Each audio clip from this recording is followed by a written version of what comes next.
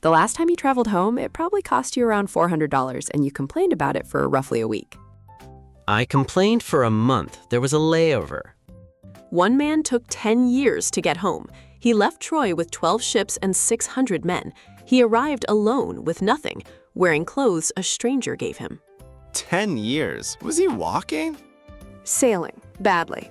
Today we're adding up his receipt, line by line, and I'll tell you now that the biggest number on it isn't the ships, it isn't the 10 years, it isn't even the 600 men. It's something he never bought. Stay for that one. It's the last line, and it's larger than everything above it combined. Odysseus sailed to Troy with 12 ships. The standard Greek warship of the period was a pentaconter, 50 oars, about 100 feet of hull, oak and pine, sewn and pegged together by hand. Sewn? Like a sweater?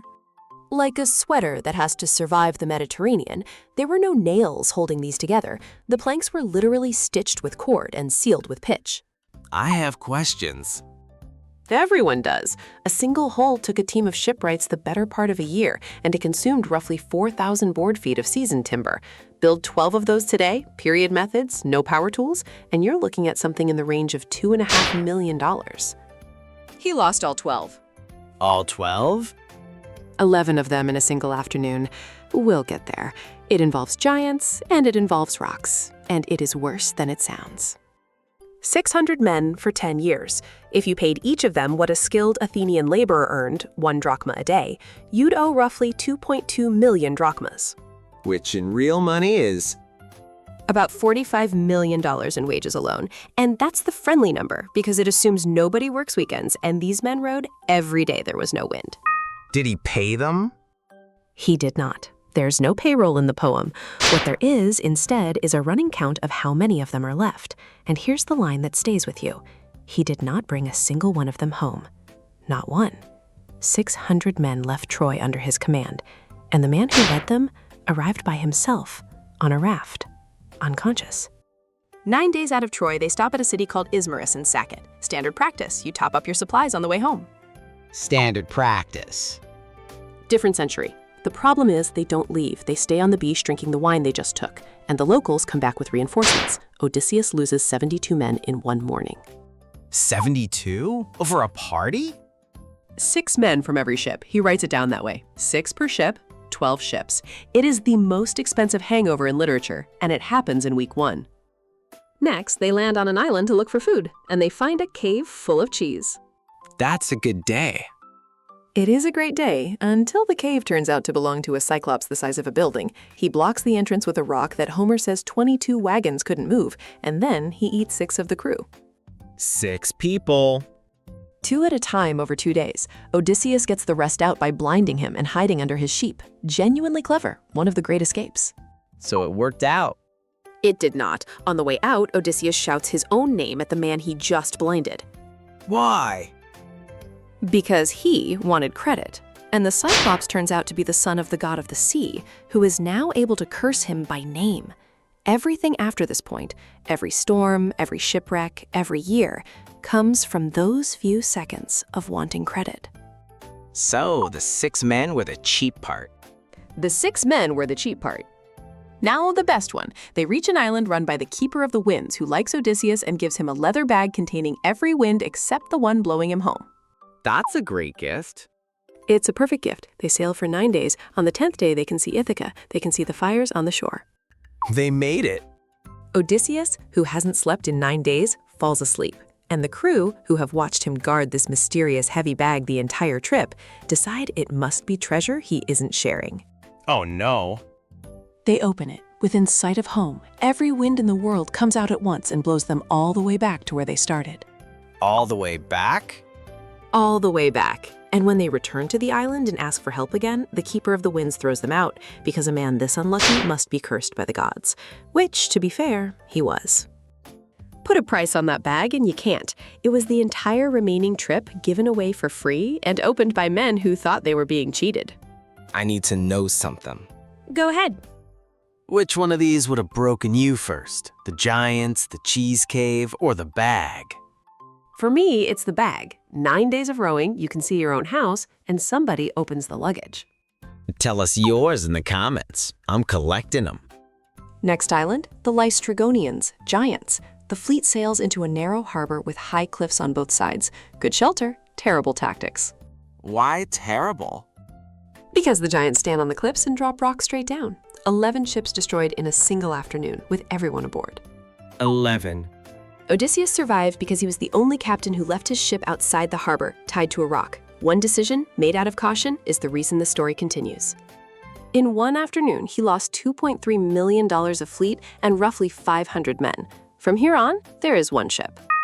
Before the giants, there's a stop nobody counts, and it's the strangest expense in the book.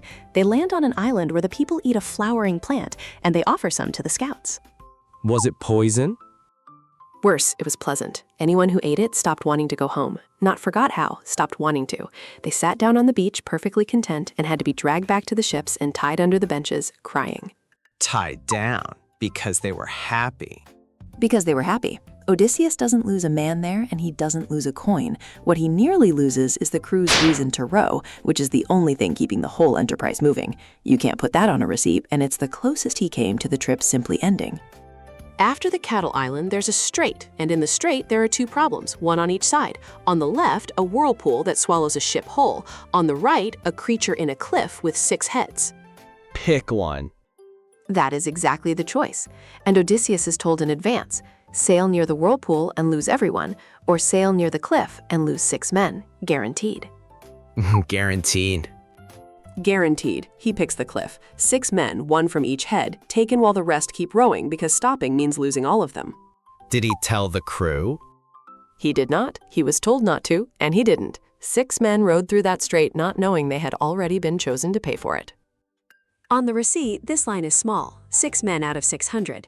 In the poem, it's the part he keeps returning to. Let's talk about groceries. 600 men eat about 1.5 pounds of barley a day, each. Over 10 years, that's roughly 3,300,000 pounds of grain. That's a hella bread. It's about 1,500 tons. At today's prices, call it $600,000. And that assumes you can buy it. Most of the time, they couldn't. There were no ports that took their money and no money to take. They raided, they begged, and twice they were fed by someone who was planning to eat them. On an island called Thrinacia, the crew finds cattle, 350 cows and 350 sheep, 7 herds of 50, 7 flocks of 50. Somebody counted. Somebody counted. They belong to the sun. Odysseus is warned twice by 2 different people that touching them ends the voyage. He tells the crew agrees. And then the wind dies for a month, the food runs out, and Odysseus falls asleep again. He has gotta stop doing that. At market rate, 700 head of livestock runs about $900,000, but that isn't what it cost. Every man who ate that beef was dead within a week. The last ship, the last crew, gone in one storm, for 1 meal. Now the part that doesn't look like a cost and is.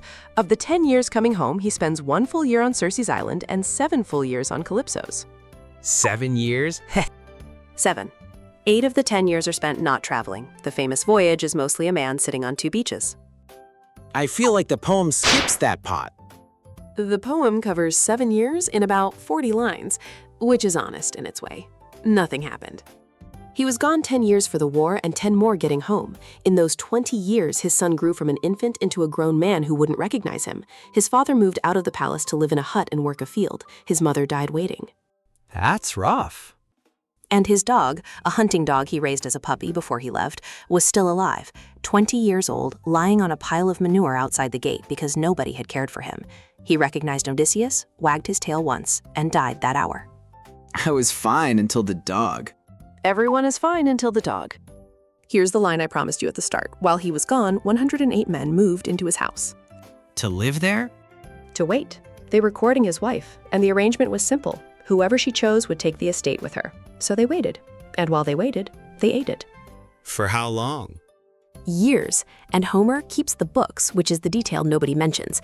Every day, cattle slaughtered, wine opened, stores emptied, servants worked. His son says it out loud in front of an assembly. They are eating my house. He's not being poetic. He's reading a ledger. Run the numbers. 108 men eating and drinking daily for roughly 3 years comes to about $11 million. More than the ships. More than the ships, more than the grain, more than everything else on the list except the wages he never paid. It is the largest single line on the receipt, and he never bought any of it. He was 2,000 miles away, unconscious on a raft, while the most expensive thing in his life was happening in his own dining room. So let's add it up. 12 ships, 2.5 million, wages, 45 million, grain, 600,000, cattle, 900,000, a house eaten by strangers, 11 million. And the men? 72 at the first party, 6 in the cave, 500 under the rocks, 6 in the straits, the rest with the cattle. 600 men, and the list of how they went is longer than the list of where they were going. He kept count. He kept count of all of them. That's the thing about this poem that people forget. It is not a list of monsters. It's a man arriving at an empty house and being asked what happened and having to answer. Just under $60 million, 600 men, 20 years, 1 dog. For a trip home. For a trip home. And here's the part that nobody puts on the receipt. He won. He got back. He cleared the house, kept the wife, the son, and the kingdom. In the story, this is the happy ending. This is what winning cost him. So, the next time you're standing in an airport at 2 in the morning, $400 lighter, watching a delay board tell you something you already knew, remember that you are having the second worst trip home ever recorded. Second? Second. And the man in first place would have traded with you without thinking about it. He'd take the layover. He'd take the layover.